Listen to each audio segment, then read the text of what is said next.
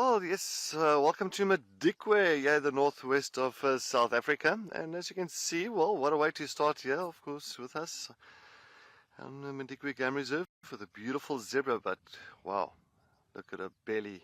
I'm sure this female is pregnant. Yes, they do bloat up with a lot of gases inside, but it just seems like I think she's more pregnant than anything else. Well, good afternoon, everybody. My name is Cedric, and behind the camera with me, we've got Igor. So thanks for joining us on Escape to Nature.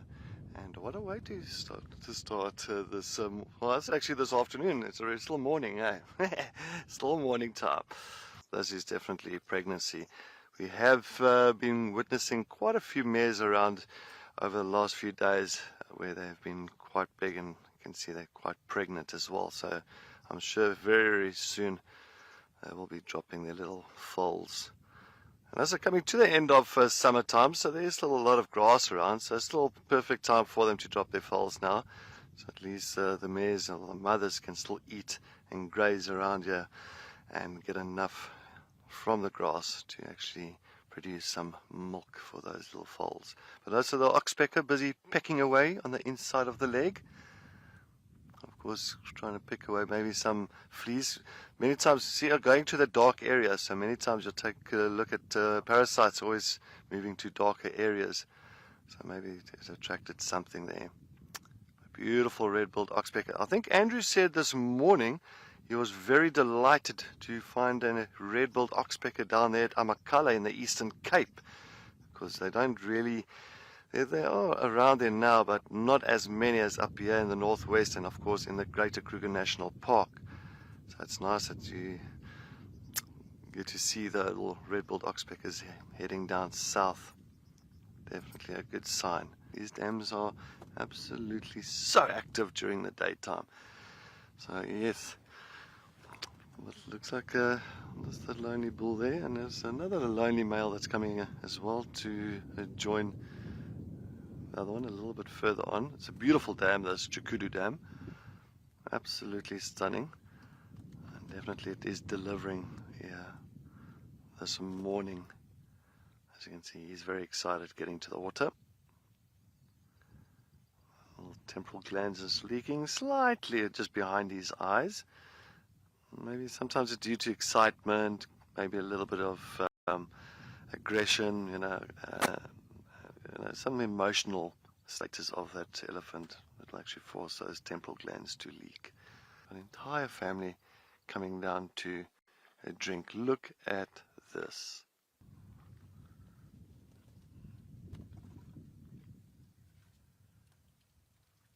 And this little one keeps on putting its trunk in exactly on that bottom lip. The top lip where the tusks is going to come out. So he keeps on putting it in there and just feeling maybe like a little bit of teething happening there. He's getting to that age where sooner or later he's going to, or she's going to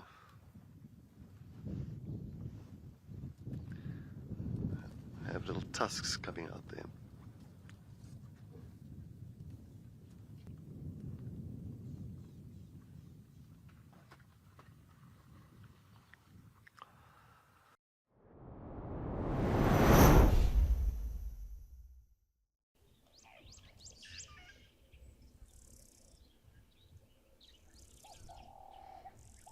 Oh man, just look how cute this is.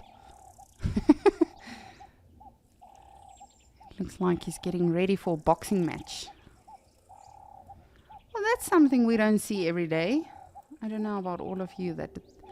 I would say that's the highlight of my day. I know we've seen a lot of incredible things today, but I definitely enjoyed that.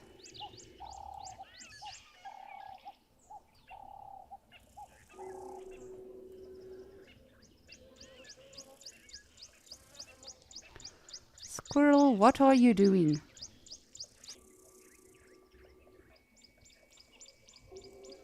And this one, of course, is the woodlands kingfisher. One we have to thoroughly appreciate now while we can, because in a few weeks we will not be seeing them anymore. They will move again, carry on with their lives, and only join us again later this year for summertime. So currently it is still technically summer, but we are slowly going into autumn or fall, or as us South Africans refer to it, we are going into winter. We just believe in two seasons really.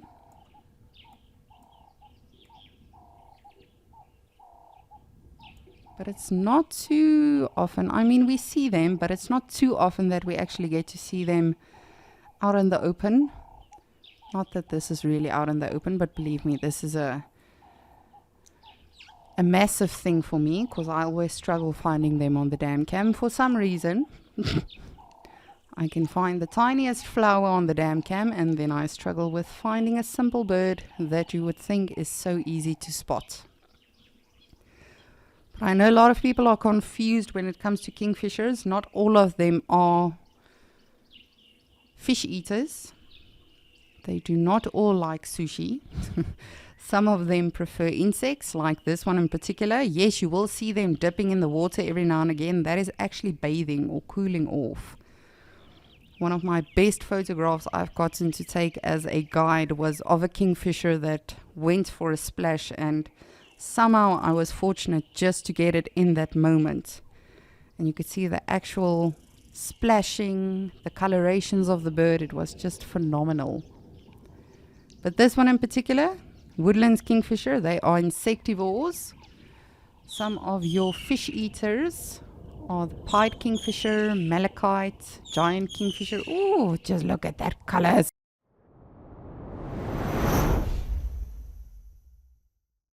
Good afternoon, everybody, and welcome to Amakhala Game Reserve on this afternoon.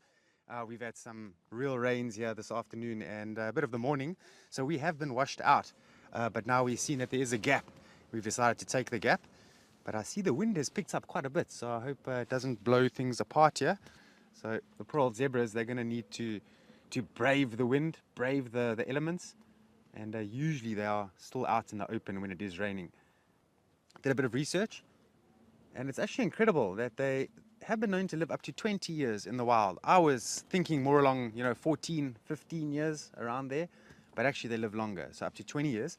And believe it or not, one of the longest living zebras in captivity got up to 33 years. That is a long lifespan. So some of you might know I've just had my birthday a few days ago and I turned 37. So 4 years, I'm 4 years more than what the oldest zebra recorded is in captivity. So that is incredible. Often when I speak to my family and friends back home, they often ask me what's sort of the most common animal that is found on whichever game reserve that I'm on. And I think here in Amakhala, red hartebeest is probably the more common, especially of the antelopes. I'm just wondering if it's not the most common animal found out here, but definitely of the antelopes.